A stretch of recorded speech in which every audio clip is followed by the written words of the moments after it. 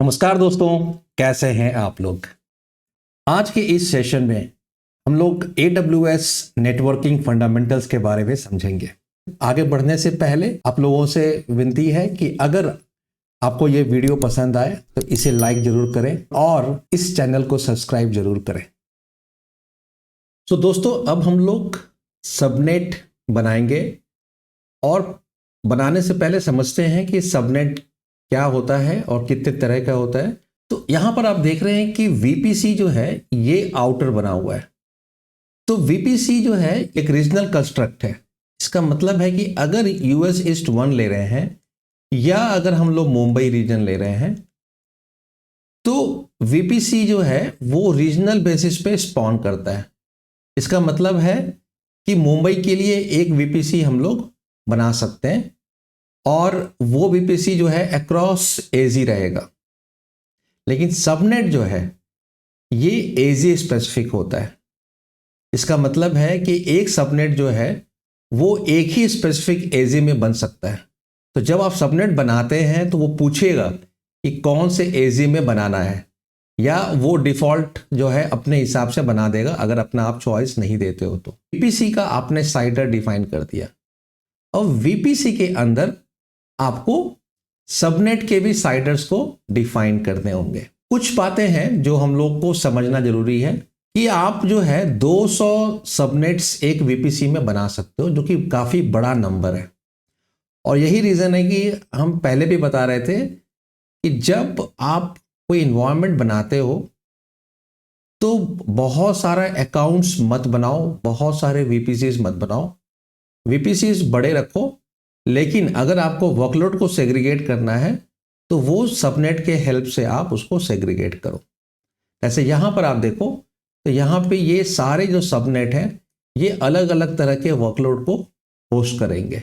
वो वर्कलोड या तो डिफरेंट एप्लीकेशन हो सकते हैं या different components of the application हो सकते हैं। अगर आप देखो यहां पर तो ये साइडर रेंज है VPC का, जो कि 10.0.0.0/16 लिया हुआ है। और इसी साइडर रेंज में से ही आप जो है सबनेट पे का जो साइडर रेंज है वो बना सकते हो। जो VPC का साइडर रेंज है उससे आप बाहर नहीं बना सकते हो। इसका क्या मतलब है? इसका मतलब यह है कि अगर आपका मान लो VPC का साइडर रेंज जो है वो /24 से है, तो सबनेट जो है वो हमेशा 24 से छोटे रेंज का होगा। इसका मतलब कि ये आप इसको 26 रखो, इसको 28 रखो, इसको 30 रखो, आप ये रख सकते हो। लेकिन इसको आप /16 नहीं रख सकते हो। तो ये कहने का मतलब था कि सबनेट का जो भी IP रेंज होगा, जो साइडर रेंज होगा, वो VPC के ही अंदर से मिलेगा, उसके बाहर वो नहीं जा सकता है। तो जितने भी ये साइडर रेंज हैं, सबनेट 1 2 3 4 जितने भी हैं, ये सब जो है ये VPC का जो साइडर रेंज है उसके अंदर का ही है ये, और सारे के सारे /24 के बने हुए हैं। आप इसको इससे भी छोटा कर सकते हो। जो दूसरा सबसे इंपॉर्टेंट कंपोनेंट है सबनेट का वो है राउटिंग टेबल। ना एक डिफॉल्ट राउटिंग टेबल आपने देखा था VPC में भी, जब हमने VPC क्रिएट किया था तो एक डिफॉल्ट राउटिंग टेबल वहां बना था। और उसमें जो डिफॉल्ट राउट है, अब डिफॉल्ट राउट क्या होता है? वो होता है इंटरनल टू VPC के अंदर का जो राउटिंग है वो डिफॉल्ट राउटिंग होता है, और वो उस राउट टेबल में पहले से प्रेजेंट रहता है। एक राउट टेबल जो है उसको आप मल्टीपल सबनेट के साथ एसोसिएट कर सकते हो। तो हम लोग जो है जो VPC 1 जो बनाए थे उस पे जाते हैं।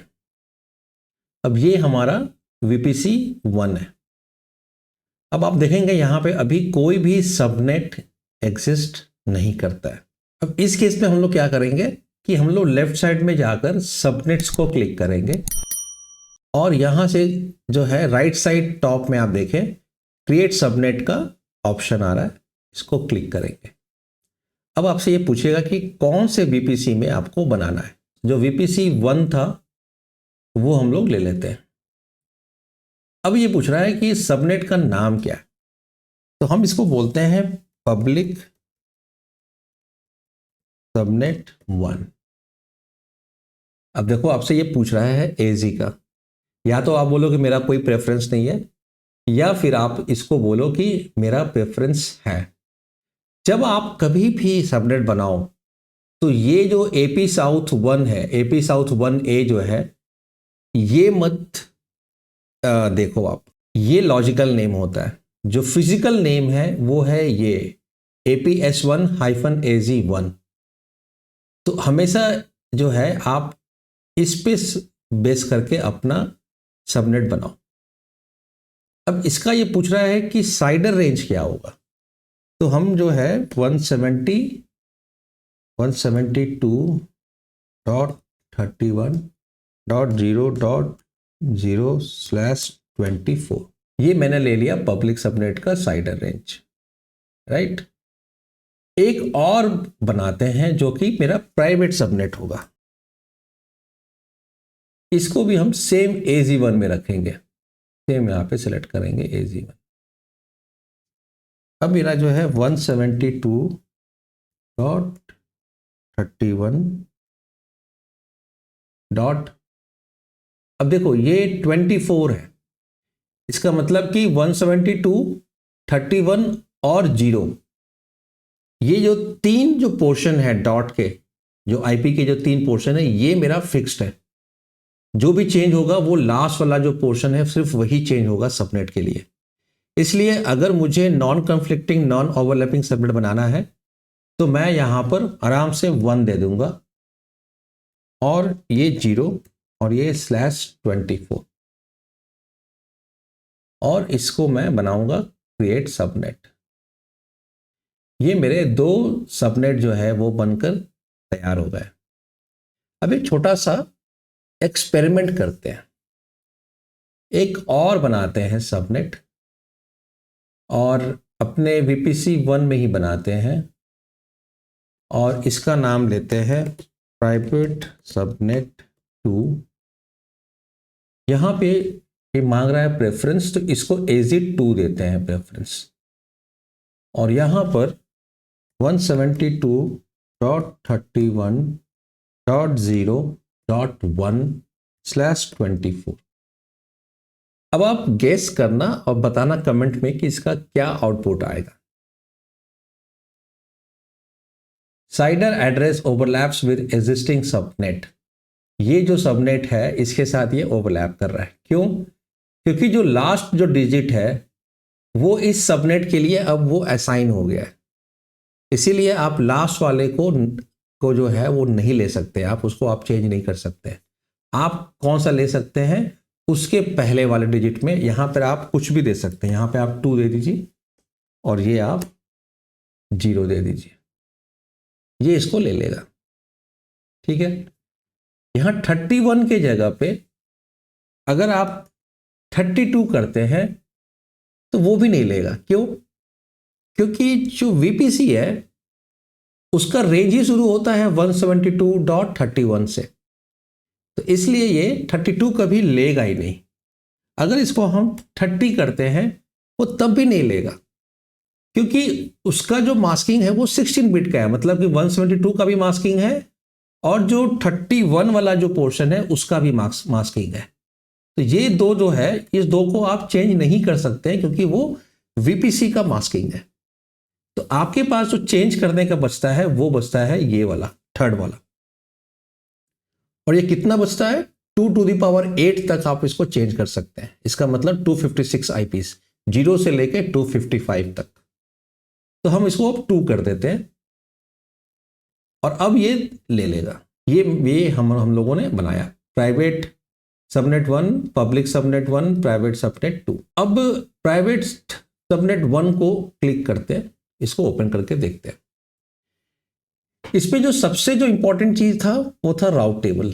तो राउट टेबल को ओपन करते हैं, अब देखते हैं। मेन का मतलब डिफॉल्ट, ये मेन राउट टेबल है, डिफॉल्ट राउट टेबल है। हाँ, ये जो खुद से बना था ये राउट टेबल है। इसमें ये जो है ये डिफॉल्ट राउट है, जो मैंने कहा था कि ये इंटरनल राउट जो होता है, ये VPC का इंटरनल राउटिंग जो है वो डिफॉल्ट होता है, जो कि यहां पर है। सबनेट जो है एसोसिएटेड जो है वो है ये 3 सबनेट। और ये क्यों है एसोसिएटेड? ये डिफॉल्ट एसोसिएटेड है, क्योंकि यही जो राउट टेबल है ये इस VPC का डिफॉल्ट राउट टेबल है। तो जितने भी आप बनाओगे सबनेट, उसमें बाय डिफॉल्ट ये जो राउट टेबल है यही एसोसिएट होगा। अब हम लोग को क्या होता है कि बहुत बार जरूरत पड़ता है अपना कस्टम राउट टेबल बनाने का। अब जब कस्टम आप बनाते हो राउट टेबल, चूंकि वो डिफॉल्ट नहीं है, तो हम लोगों को एक्सप्लिसिटली उसको एसोसिएट करना पड़ता है किसी सबनेट के साथ। एक राउट टेबल मल्टीपल सबनेट के साथ एसोसिएट हो सकता है, लेकिन एक सबनेट जो है वो कभी भी मल्टीपल राउट टेबल के साथ एसोसिएट नहीं हो सकता है, क्योंकि अगर ये ऐसा रूल बना देते हैं तो बहुत चांसेस है कन्फ्लिक्ट होने का सेम राउट पे। अब हम लोग समझेंगे पब्लिक सबनेट और प्राइवेट सबनेट के बारे में। तो सबनेट जो है वो दो तरह के होते हैं, एक होता है पब्लिक और एक होता है प्राइवेट। पहले हम लोग समझते हैं कि प्राइवेट क्या होता है। ये हमारा पीपीसी है, ये है 172.31.0.0/16 और ये मेरा प्राइवेट सबनेट है AZ1 पे। ये मेरा AZ1 है और ये मेरा AZ2 है। यहां पर आप कोई भी डेटाबेस रख रहे हो या आपका ऐप सर्वर रख रहे हो, ये सारा रिस्ट्रिक्टेड है। इसका जो साइडर रेंज है वो क्या है, 171.31.1.0/24। ये ना प्राइवेट सबनेट है। इसका मतलब है कि आउटसाइड वर्ल्ड जो है, जो इस दरवाजे से, जो मेन गेट से आ रहा है, जो आपका इंटरनेट गेटवे है, तो इंटरनेट गेटवे से जो ट्रैफिक आ रहा है वो डायरेक्टली यहां पर इस प्राइवेट सबनेट पे नहीं आ सकता है। आपको उसके लिए बनाना पड़ता है पब्लिक सबनेट। और यहां पर आप क्या करते हो कि अपना कोई आप वेब सर्वर रखते हो जिसका कि दो पार्ट होता है, इसका पब्लिक आईपी भी होता है और प्राइवेट आईपी भी होता है। मान लो कि ये जो सर्वर है इसका जो प्राइवेट आईपी है वो है 172.31.AZ1 था, तो 0 से स्टार्ट था, .5। ये इसका इंटरनल आईपी हो गया। इस सर्वर को हम लोग एक पब्लिक आईपी भी देंगे, वो देंगे 198.16.2.0। ये एक रैंडम आपका जो है एक पब्लिक आईपी एड्रेस जो कि AWS प्रोवाइड करता है बाय डिफॉल्ट, या आप एक स्टैटिक आईपी भी ले सकते हैं AWS से। पब्लिक आईपी क्या होता है, ये इंटरनेट एड्रेसेबल आईपी होता है। इसका मतलब कि इंटरनेट से कोई अगर रिक्वेस्ट आ रहा है ना, तो वो इस आईपी को एड्रेस कर सकता है, इस आईपी तक पहुंच सकता है, क्योंकि ये आईपी जो है ये पब्लिकली अवेलेबल आईपी होता है।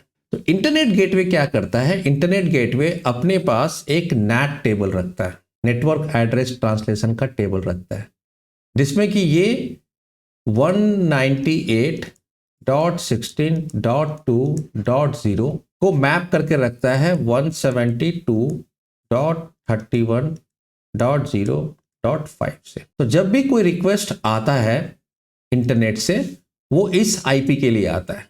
उस पैकेट में लिखा रहता है डेस्टिनेशन ये वाला आईपी, जो कि इसके NAT टेबल में मिलता है। इंटरनेट गेटवे क्या करता है कि वो आईपी को अपने NAT टेबल में लेके जाता है, बोलता है कि अच्छा ये तो पब्लिक आईपी है, अब इसका मुझे रिस्पेक्टिव प्राइवेट आईपी बताओ क्या है। तो प्राइवेट आईपी इसका जो मिलता है वो मिलता है 172.31.0 और 5 से। तो वो समझ जाता है कि अच्छा वो तो इस वाले सर्वर को है, तो वो नेटिंग करके इस सर्वर को लाकर देता है। तो आउटसाइड वर्ल्ड को कभी पता नहीं होता है कि इंटरनल आईपी प्राइवेट आईपी इनका है क्या, और ये बहुत बड़ा सिक्योरिटी रिक्वायरमेंट होता है, क्योंकि अगर किसी को आपका प्राइवेट आईपी पता चल जाता है तो उसको आपके नेटवर्क का स्ट्रक्चर जो है वो भी वो वहां से डिराइव कर सकता है। तो इसलिए जो नेटिंग है वो इंटरनेट गेटवे पे हो जाता है। फिर यहां से आप जो है ये एप्लीकेशन जो है ये प्राइवेट टू प्राइवेट आपके डेटाबेस के साथ कनेक्ट कर सकता है। अब सेम तरीका से अगर प्राइवेट सबनेट से कोई ट्रैफिक मुझे बाहर भेजना है, तो मुझे यहां पर NAT गेटवे लगाना पड़ता है। क्या करना पड़ता है, NAT गेटवे। ये क्या करता है, ये इसको रिक्वेस्ट आता है, NAT गेटवे को रिक्वेस्ट आता है और ये प्राइवेट आईपी का रिक्वेस्ट आता है। नेट गेटवे क्या करता है, वो अपना पब्लिक आईपी इस पे नेटिंग कर देता है, वो अपना पब्लिक आईपी को यहां नेटिंग कर देता है और फिर वो इंटरनेट गेटवे को रिक्वेस्ट भेज देता है। तो ये जो नेटिंग हो रहा है, तो यहां पर भी फिर से सेम चीज है कि नेट गेटवे का भी एक पब्लिक आईपी होगा जो कि 198.16.suppose5.8 ऐसे करके कुछ होगा। और ये इसका प्राइवेट आईपी पहले से हम लोग बता के रखे हैं कि 172, सॉरी ये 31 का है, तो ये 172.31.1.5। 1 क्यों? क्योंकि ये जो सबनेट है इसमें 31.1.0 से ही ये स्टार्ट हो रहा है। तो इसलिए ये जो है नेटिंग, ये भी इंटरनेट गेटवे के नेटिंग टेबल में ये होगा। इंटरनेट गेटवे में कि नेटिंग टेबल में दो रिकॉर्ड है। एक रिकॉर्ड है जो कि इस वाला जो आईपी एड्रेस है, मतलब कि जो आपका ऐप सर्वर या जो आपका वेब सर्वर का जो आईपी एड्रेस है, पब्लिक आईपी, उसको नेट कर रहा है वेब सर्वर के प्राइवेट आईपी के साथ। और जो दूसरा रिकॉर्ड है उसमें जो है नेट गेटवे का जो पब्लिक आईपी है उसको नेट कर रहा है वो आपका जो डेटाबेस सर्वर का जो प्राइवेट आईपी है उसके साथ। तो इस तरह से जो है इंटरनेट गेटवे, नेट गेटवे, ये दोनों बहुत इंपॉर्टेंट हो जाता है आउटसाइड वर्ल्ड के साथ कम्युनिकेशन करने के लिए। तो हम लोग क्विकली जो है एक नेट गेटवे बना लेते हैं और एक इंटरनेट गेटवे भी जो है वो भी अभी तक हमने अटैच नहीं किया है, वो अटैच करना पड़ता है। क्योंकि ये इंटरनेट गेटवे जो है, ये जो मेन एंट्रेंस है ये वीपीसी लेवल पे है, जो आउटर बाउंड्री है उस पे है ये। तो ये हम लोग को अटैच करना है वीपीसी के साथ। और जो नेट गेटवे है वो हम डिप्लॉय करेंगे पब्लिक सबनेट में। सो सबसे पहले हम लोग इंटरनेट गेटवे बनाएंगे और यहां पर आके हम बोलेंगे क्रिएट इंटरनेट गेटवे। उसका एक नाम दे देंगे वीपीसी क्लास IGW और क्रिएट इंटरनेट गेटवे कर देंगे। ये मेरा बन गया इंटरनेट गेटवे। अभी ये डिटैच्ड है, इसका मतलब कि ये अभी किसी भी वीपीसी के साथ अटैच नहीं है। तो यहां पर ये देखिए आपसे बोल रहा है अटैच्ड हुआ वीपीसी। मुझे एक कोई वीपीसी के साथ अटैच करना है, मैं वीपीसी 1 के साथ अटैच करता हूं। अगर आप जाएंगे यहां पर तो अब आप देखें यहां पर प्राइवेट सबनेट 1, पब्लिक सबनेट 1 और प्राइवेट सबनेट 2, ये 3 सबनेट बनाया हुआ है। ये जो ऊपर का जो 2 है ये अपना साउथ 1A में है और जो नीचे वाला है वो साउथ 1C में है, अलग अलग एजी में है। और ये इनका सारे अभी जो है डिफॉल्ट राउट टेबल के साथ एसोसिएटेड है। और ये जो है ये हमारा इंटरनेट गेटवे है, वीपीसी क्लास IGW, ये हमने इंटरनेट गेटवे बनाया हुआ है। अभी ये जो राउट टेबल है इसके और जो इंटरनेट गेटवे है इसके बीच में लिंक नहीं है अभी। और वो लिंक क्यों नहीं है? वो इसलिए नहीं है क्योंकि हमने अभी राउटिंग कॉन्फ़िगर नहीं किया है इंटरनेट गेटवे के लिए। AWS में जो राउटिंग होता है वो डेस्टिनेशन बेस्ड होता है, वो सोर्स बेस्ड नहीं होता है।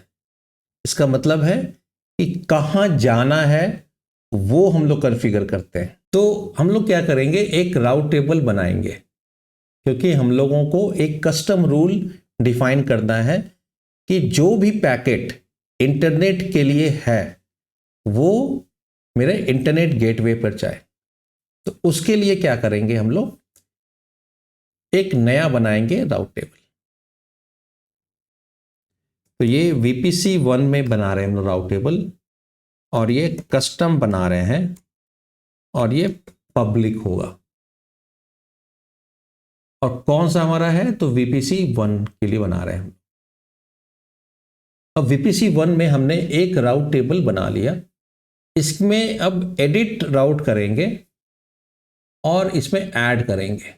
ऐड किसको करेंगे, इंटरनेट को।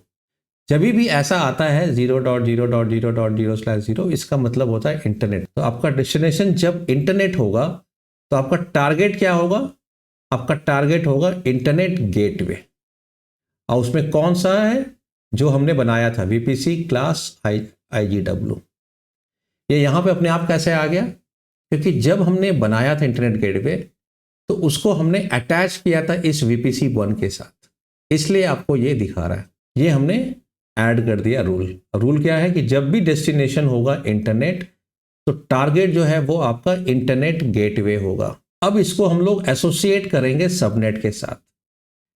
कौन सा सबनेट के साथ करेंगे associate? Only the public subnet, क्योंकि प्राइवेट सबनेट जो है बाय डिफिनेशन ये वो सबनेट होता है जो डायरेक्टली इंटरनेट के साथ बात नहीं करता है, और इसलिए जो सबनेट डायरेक्टली बात करता है इंटरनेट से वाया इंटरनेट गेटवे, सिर्फ उसको हम लोग यहाँ पे एसोसिएट करेंगे, और वो है हमारा पब्लिक सबनेट, जो हमने यहाँ पे नाम दिया हुआ था पब्लिक सबनेट 1 को। और ये हम सेव कर देंगे यहाँ पर। अब आप देखो तो यहाँ अब दिखा रहा है explicit subnet association public subnet 1, और डिफॉल्ट वाला जो है ये तो ऑलरेडी है पहले से। तो अब हम लोग आते हैं VPCs में।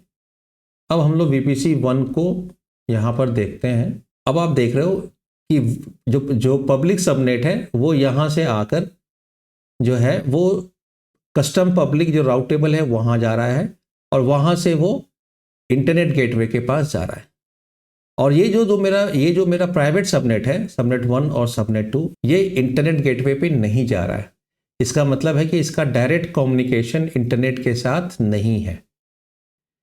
अब अगर प्राइवेट सबनेट को कम्युनिकेट करना है इंटरनेट के साथ तो वो कैसे करेगा? उसका बहुत आसान सा तरीका है। हम लोग क्या करेंगे कि अब इस पब्लिक सबनेट में हम लोग बनाएंगे NAT गेटवे। इसका मतलब कि वो गेटवे, वो कंपोनेंट जो प्राइवेट सबनेट के कोई भी रिसोर्स का रिक्वेस्ट लेगा और उसको वो इंटरनेट पे भेजेगा। और कैसे भेजेगा? तो वो अपना जो पब्लिक आईपी है उससे नेटिंग कर देगा। मतलब कि जिस प्राइवेट रिसोर्स से रिक्वेस्ट आया था उसके प्राइवेट आईपी को अपने पास रखेगा और अपना पब्लिक आईपी को उसमें जो है वो पैकेट में डाल देगा और उसको वो आगे भेज देगा। तो अब हम लोग बनाते हैं NAT गेटवे। तो अब हम लोग क्लिक करते हैं NAT गेटवे पे और चल के बनाते हैं। तो ये जो है ये एक क्रिएट करते हैं NAT gateway, VPC class NAT gateway. इस पे भी आपसे पूछता है कि पब्लिक या प्राइवेट टाइप का कनेक्शन होगा, क्योंकि अब जो है NAT टेबल जो NAT गेटवे है वो प्राइवेट के लिए भी यूज़ होता है, और इसका यूज़ जो होता है वो होता है जहाँ की साइडर ओवरलैपिंग हो रहा है और वो आपको मैनेज करना है। ये थोड़ा कॉम्प्लेक्स टॉपिक है, इस पर अभी नहीं जाते। अभी आप इतना समझो कि हम लोग पब्लिकली इसको यूज़ करेंगे पब्लिक कनेक्शन के लिए इंटरनेट के साथ। ये पूछता है कि इस NAT, क्योंकि NAT गेटवे का भी अपना प्राइवेट आईपी होगा, जब वो आपके VPC के अंदर बनेगा तो ऑब्वियस है कि उसका एक अपना प्राइवेट आईपी भी होगा। आप चाहें तो वो एक प्राइवेट आईपी जो है वो एलोकेट कर सकते हैं, बट वो ऑप्शनल है। Select a subnet. सबनेट जो है ये मेरा पब्लिक आईपी वाला होगा सबनेट, पब्लिक सबनेट 1। अब ये यहाँ पे मांगता है इलास्टिक आईपी। मैंने कहा था कि दो तरह के पब्लिक आईपीज होते हैं, एक जो कि AWS आपको प्रोवाइड करता है, ऑटो जनरेट करता है, और दूसरा जो कि आपका एक फिक्स्ड स्टैटिक आईपी होता है। तो इसको चाहिए स्टैटिक आईपी, तो ये बोल रहा है कि एलोकेट करने के लिए एक इलास्टिक आईपी, वो हमने एलोकेट कर दिया और अब हम लोग NAT गेटवे बना लिए। तो ये मेरा बन गया NAT गेटवे। अब ये अभी प्रोविज़न हो रहा है, इसका स्टेट देखेंगे तो अभी ये पेंडिंग है, प्रोविज़न हो रहा है, और ये पब्लिक सबनेट 1 में है। हम लोग क्या करते हैं तब तक में चलकर, जो मेरा राउट टेबल था, जो डिफ़ॉल्ट राउट टेबल था, क्योंकि वो मेरे प्राइवेट रिसोर्स के लिए यूज़ होने वाला है, तो उसमें जाकर हम लोग ये NAT टेबल का जो है वो ऐड करते हैं राउट पे। तो ये VPC है, इस VPC में जो है VPC1 है, इसमें हम लोगों का जो राउट टेबल है मेन वाला वो ये है। इसको हम लोग ओपन कर लेते हैं और इसमें हम लोग एडिट करते हैं और एक रूट नया ऐड करते हैं। सेम चीज़ कि अगर मुझे इंटरनेट पे भेजना है, जो पहला हमने बनाया था रूट इंटरनेट वाला, वो बनाया था कि जब पब्लिक सबनेट से भेजना है। अब जो हम लोग बना रहे हैं रूट ये है कि जो प्राइवेट सबनेट से भेजना है। तो प्राइवेट से आप डायरेक्टली इंटरनेट गेटवे को नहीं भेजेंगे, क्योंकि आपको अपना सिक्योर्ड रखना है, आपको एक नेटिंग चाहिए इन बिटवीन। तो इसलिए अब आप इसको भेजेंगे, टारगेट क्या होगा, नेट गेटवे। तो नेट गेटवे का टारगेट है, और यहाँ पर जो हमारा जस्ट जो बना है अभी नेट गेटवे, वो हमने यहाँ पर दिखा दिया। तो अब हम लोग आएंगे वीपीसी पे, वीपीसी इस पे आते हैं और वीपीसी 1 पे चलते हैं और रिसोर्स मैप पे चलते हैं। अब आप देखो पब्लिक वाला जो है, जो पब्लिक सबनेट है, वो जा रहा है कस्टम पब्लिक राउट टेबल पे, और वहां से वो सीधा चला जा रहा है इंटरनेट को। और जो प्राइवेट है वो क्या है, वो सीधा जा रहा है डिफॉल्ट राउट टेबल को, मेन राउट टेबल को, और वहां से वो जा रहा है नेट गेटवे। अब हम लोग आते हैं नेट गेटवे पे आते हैं एक बार। यहां पर हमारा नेट गेटवे है, तो इसका अपना एक आईपी इसको ले लिया है, पब्लिक आईपी ले लिया है। और इसका सबनेट कौन सा है, ये किस सबनेट में है, तो ये पब्लिक सबनेट 1 में है। पब्लिक सबनेट 1 का जो राउट टेबल है वो क्या है, तो वो है कस्टम पब्लिक। अब आपको एक बहुत ही कमाल का चीज़ बताते हैं, वो है कि अब आपको ये टेस्ट करना है कि आपका जो प्राइवेट सबनेट है वहाँ से इंटरनेट गेटवे तक ट्रैफिक जो है वो जा रहा है कि नहीं। अब आप ये कैसे करोगे, तो या तो आप एक EC2 VM बनाओगे और फिर इसको आप टेस्ट करोगे। दूसरा तरीका है कि आप एक इलास्टिक नेटवर्क इंटरफेस बना लो, एक ENI बना लो। वो क्या है, सिंपल सा एक IP एड्रेस मिल जाएगा आपको, जस्ट लाइक अ VM को भी एक IP एड्रेस मिलता है, ENI ही से ही मिलता है। तो ENI हम लोग एक सिंपल बना लेंगे और उससे हम लोग टेस्ट करेंगे कि पैकेट जो है वो मेरा इंटरनेट गेटवे को जा रहा है कि नहीं जा रहा है। तो इलास्टिक नेटवर्क इंटरफेस बनाने के लिए हम लोगों को EC2 के कंसोल में आना होगा। तो वहां चलते हैं और यहां पर एक हम लोग बनाते हैं नेटवर्क इंटरफेस VPC +ENY। ये हम लोग बनाएंगे प्राइवेट में, इसलिए इसको प्राइवेट ENI रखते हैं। यहाँ पे आपसे सबनेट पूछ रहा है कि कौन से सबनेट में बनाना है, तो हम लोगों को अपना जो VPC 1 का जो था उसमें बनाना है प्राइवेट सबनेट 1। इसमें अपने आप IP एड्रेस असाइन होना है, तो हाँ ठीक है, डिफ़ॉल्ट अपना असाइन कर लीजिए। सिक्योरिटी ग्रुप वगैरह सब डिफ़ॉल्ट है। और ये हमने सेलेक्टेड लिस्ट 1, इसको हमने क्रिएट कर लिया।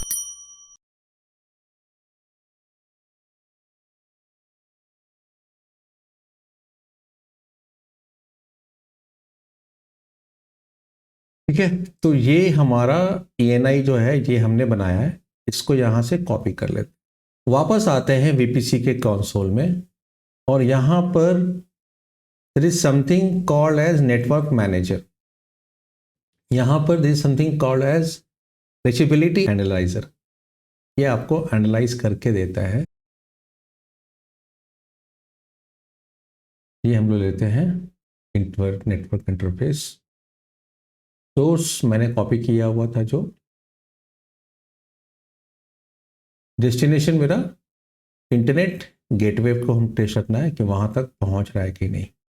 और कौन सा इंटरनेट गेटवे है मेरा, ये VPC class IGW TCP protocol पे टेस्ट करना है। तो create and analyse the path. अब ये मेरा पाथ को एनालाइज कर रहा है। तो देखो ये बता रहा है कि इट इज़ नाउ रीचेबल, का मतलब कि जो हमने कॉन्फ़िगरेशंस किए हैं वो मेरे सही हैं, वो रीच कर रहा है। देखो ये कहाँ से, ये स्टार्ट हुआ ENI से, जो मेरा इस प्राइवेट सबनेट में था। वहाँ से ये सिक्योरिटी ग्रुप मतलब फायरवॉल को क्रॉस करते हुए ये जो है मेरे राउट टेबल में आता है। राउट टेबल में इसको मिलता है डेस्टिनेशन नेट गेटवे का, वो वहाँ से ACL क्रॉस करते हुए सबनेट को क्रॉस कर जाता है, बाउंड्री को। और अब ये जो है ये आता है नेट के ENI के पास, नेट गेटवे के पास।